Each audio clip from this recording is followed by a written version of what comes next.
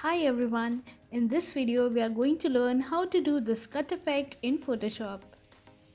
Place your text on the artboard, select your text, go to layers and rasterize your text layer.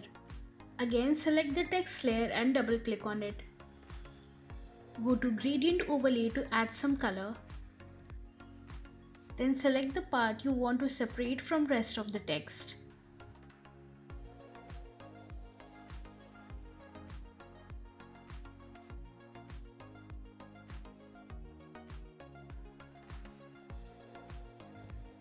Place it as your liking.